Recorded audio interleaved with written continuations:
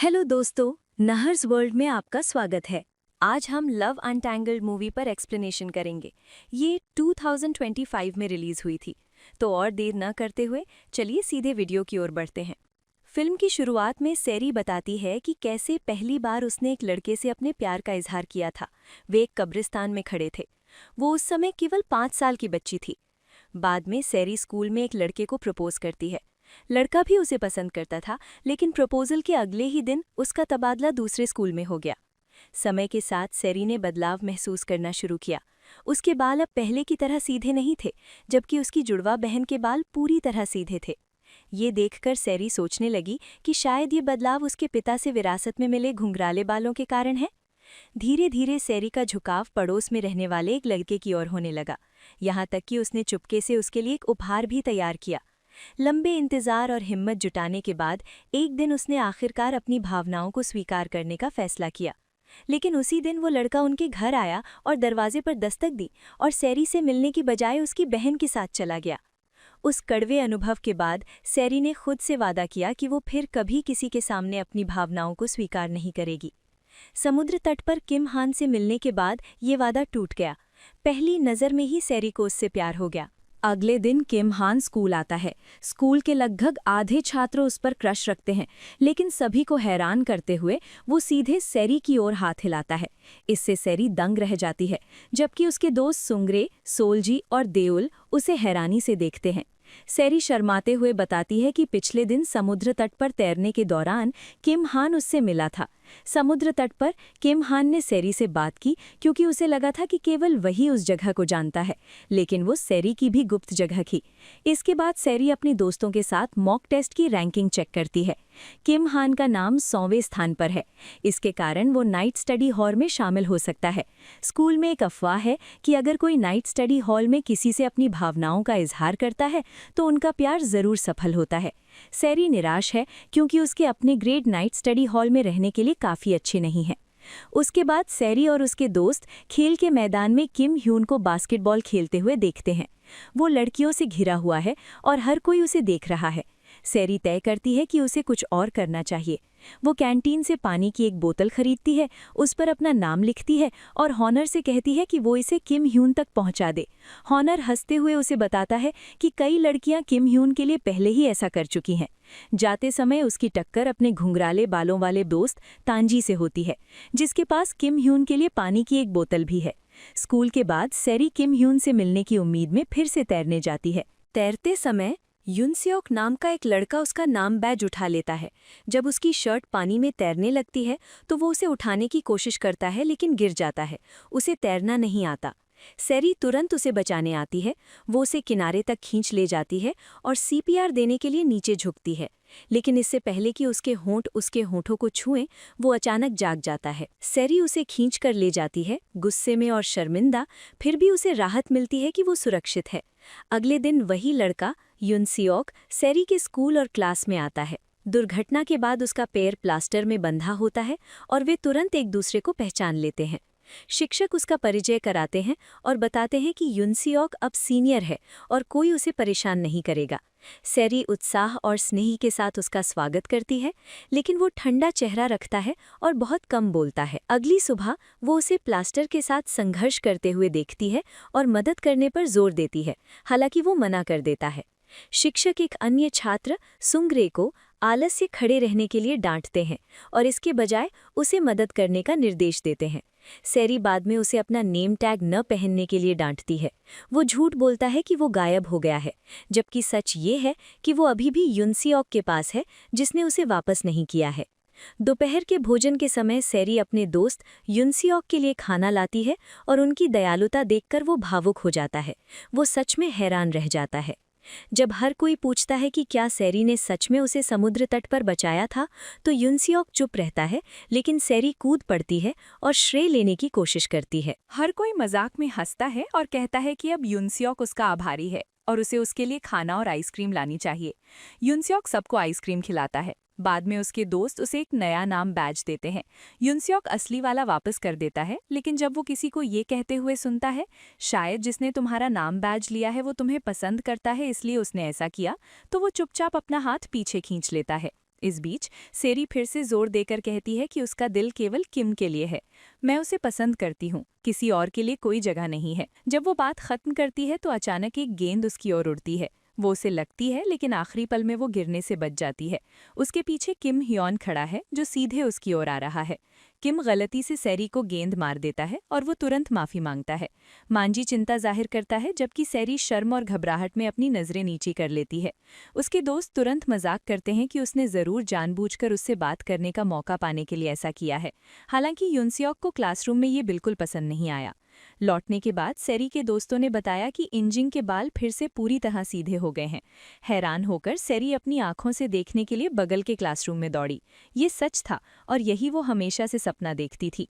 पूछने पर उसे पता चला कि इंजिंग ने सियोल के मैजिक स्ट्रेट पंप पार्लर में अपने बाल सिर्फ 2 लाख वॉन में सीधे करवाए हैं।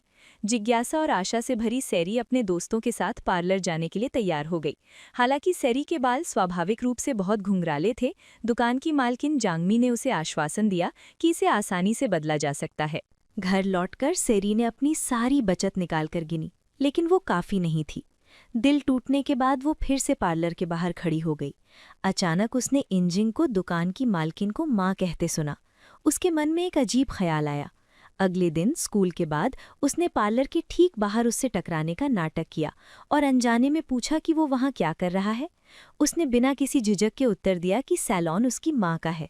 सेरी दौड़कर अंदर गई, खुद को उसकी करीबी दोस्त बताया और उसकी माँ को याद दिलाया कि उसने एक बार समुद्र तट पर उसकी जान बचाई थी।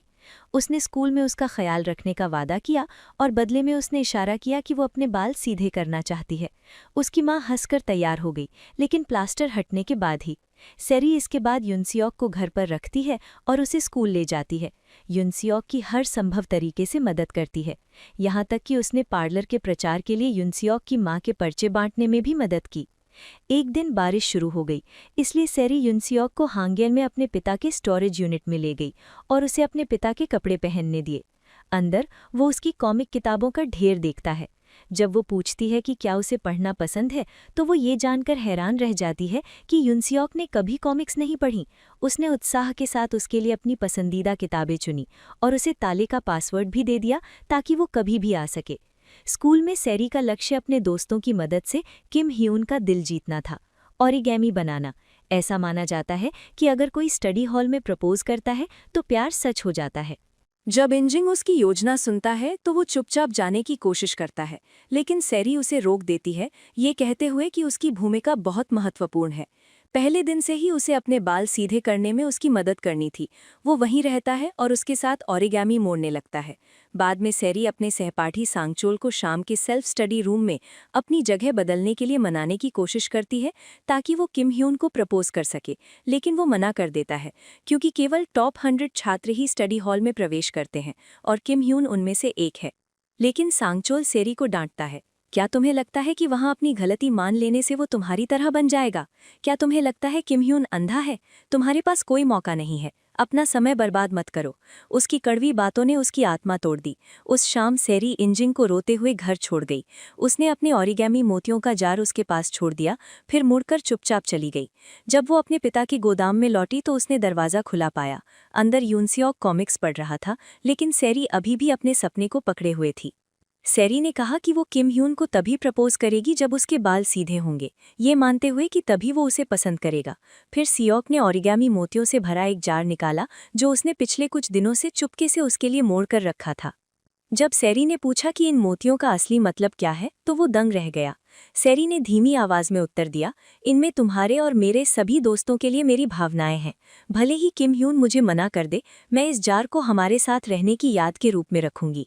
अगले दिन सेरी ये देखकर खुश थी कि युनसियोक का पैर ठीक हो गया है और वो बिना बैसाखी के चल सकता है। उसकी माँ ने उसे उसका वादा याद दिलाया कि एक बार ये ठीक हो जाने पर वो आखिरकार अपने बाल सीधे कर पाएगी। सेरी मुस्कुराई, लेकिन एक दिन इंतजार करने का फैसला किया।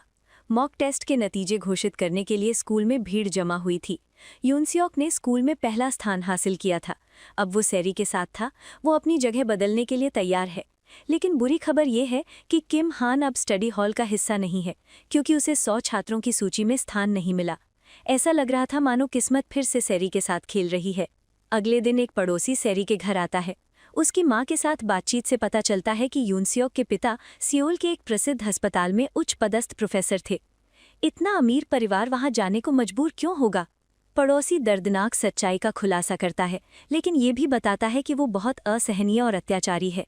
वो जुंगनी से बहुत ईर्ष्या करता था और यूनसियोक से लगातार निराश रहता था। अपने पिता के रवैये और दबाव से तंग आकर यूनसियोक ने सीएसटी परीक्षा न देने का फैसला किया। सेरी पास बैठी सब कुछ सुन रही थी और उसका दिल टूट गया। उस शाम अपने पिता के गोदाम के पास से गुजरते समय सेरी ने रोशनी जलती देखी। अंदर उसने अपने पिता को यूनसियोक के साथ इंस्टेंट नूडल्स साझा करते देखा। उसके पिता ने उसे एक डिस्पोजेबल कैमरा भी दिया, ये कहते हुए कि अंदर कुछ और भी है, वो जब चाहे इनका इस्तेमाल कर सकता है। अगली सुबह स्कूल में सेरी ने आने वाले पिकनिक का एक पोस्टर देखा। सेरी ने प्रपोज करने के लिए एक नई योजना बनाई। जब हाई सियोंग और उसके दोस्त अपनी योजना पर चर्चा कर रहे थे तो हाई सियोंग पास से गुजरा। हमेशा की तरह उसने सेरी की ओर हाथ हिलाया और उसका दिल फिर से धड़कने लगा। फिर पार्टनर डॉजबॉल के एक खेल के दौरान इंजिंग और किम ह्यून ने एक टीम बनाई, जबकि सेरी और यूनसियोंग दूसरी टीम बनाई। खेल के आखिरी पल तक यूनसियोंग ने हर कदम पर सेरी की रक्षा की। जब आखिरी गेंद किम ह्यून की ओर फेंकी गई तो सेरी ने अचानक खुद को घायल कर लिया। सब दंग रह गए। गुस्से में और निराश होकर यूनसियोंग मैदान छोड़कर चला गया। घर वापस आने के बाद सेरी को 2 वॉइस मैसेज मिले, एक किम ह्यून की ओर से ब्लॉक करने में उसकी बहादुरी की तारीफ करते हुए और दूसरा यूनसियोंग की ओर से उसे आश्वासन देते हुए कि वो नाराज नहीं है और उसे चिंता करने की ज़रूरत नहीं है।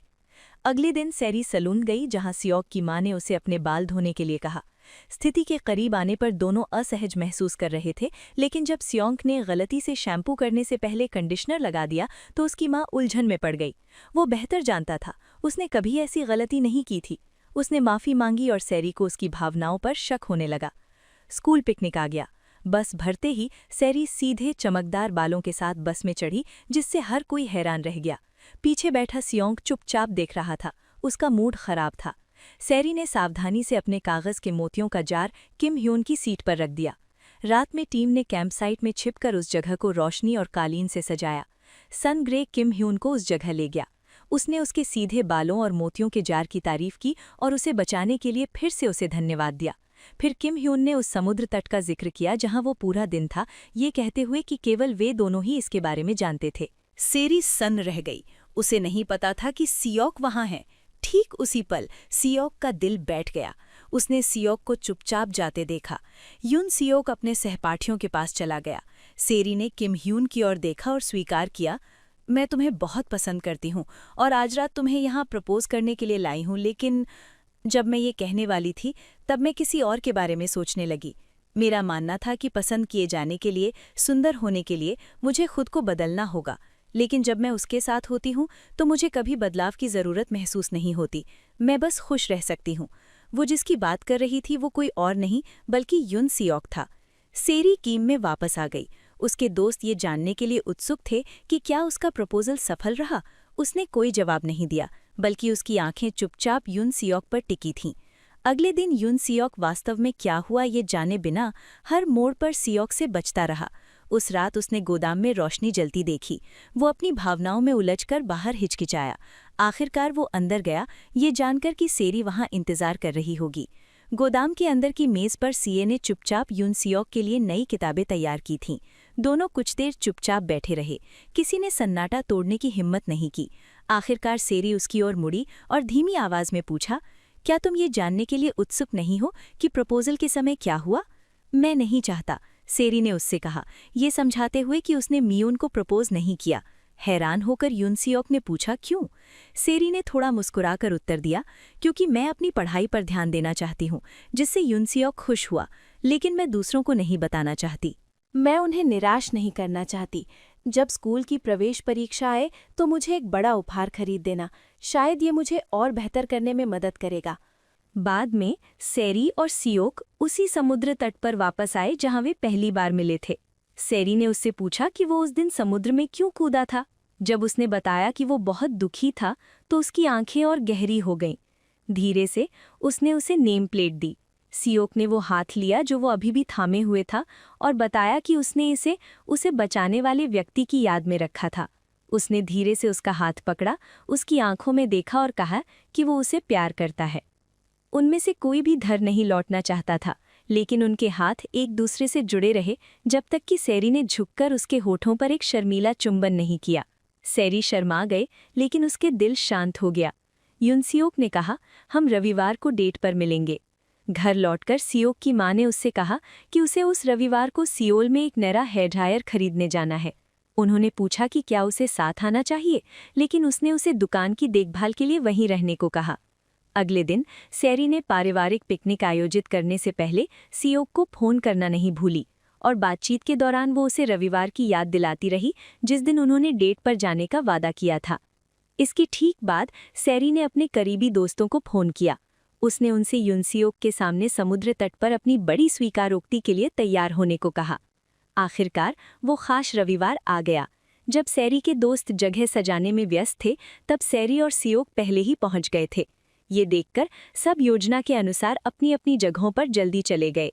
थोड़ी दूर खड़ी सैरी ने अपने दोस्तों को फोन किया। उसने उन्हें रुकने का इशारा किया, लेकिन वे समझ नहीं पाए कि वो क्या कहना चाह रही है। ठीक तभी सियोक को किसी का मैसेज मिला कि उसे जरूरी फोन करना है।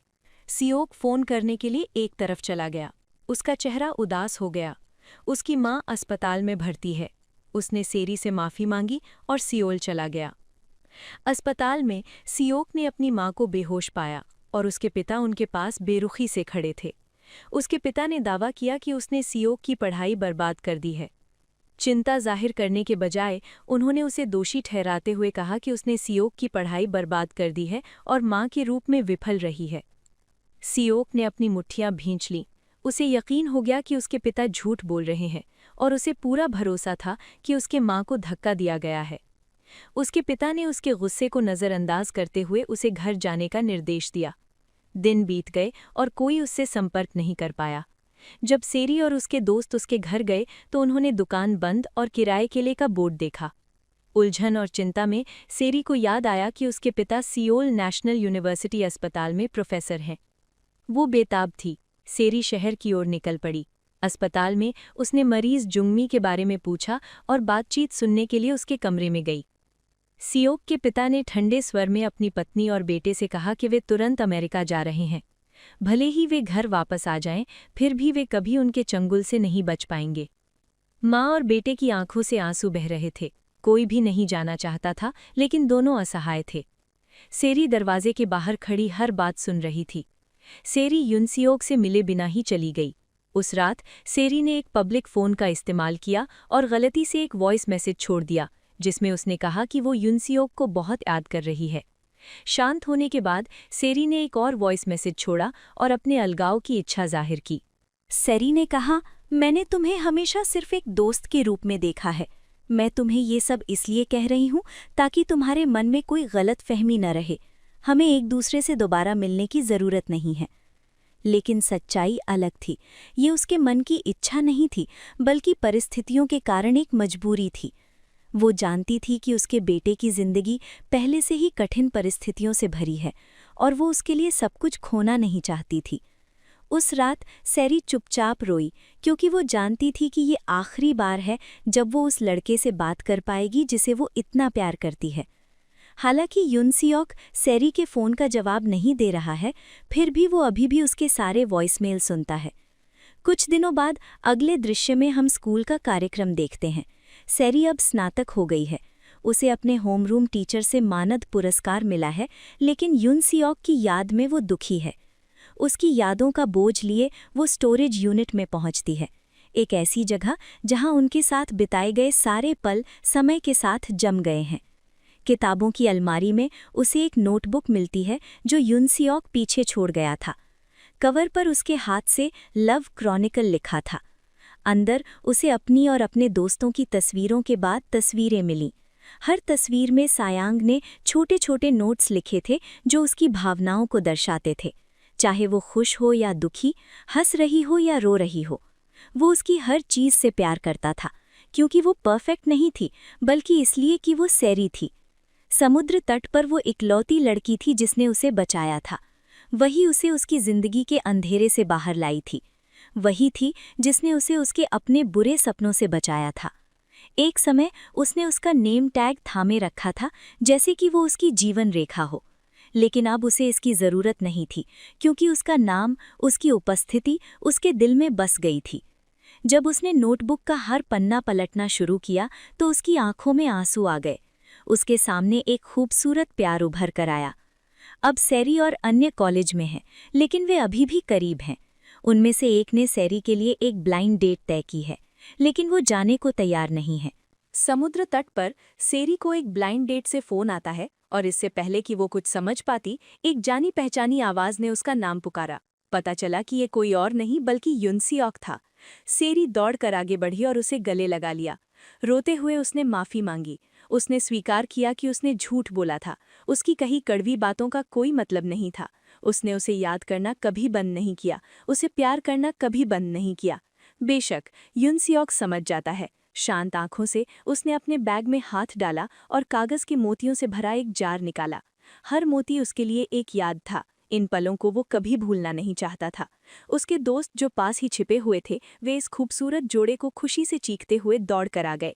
अंत में युनसियोक ने सेरी से पूछा कि क्या वो फिर से उसके साथ डेट पर जाने के लिए तैयार है। और यहीं पर फिल्म खत्म होती है। वीडियो पसंद आया हो तो लाइक कर देना, चैनल पर नए हो तो सब्सक्राइब कर लेना। तो मैं आपसे अगले वीडियो में मिलूंगा, तब तक के लिए ख्याल रखना।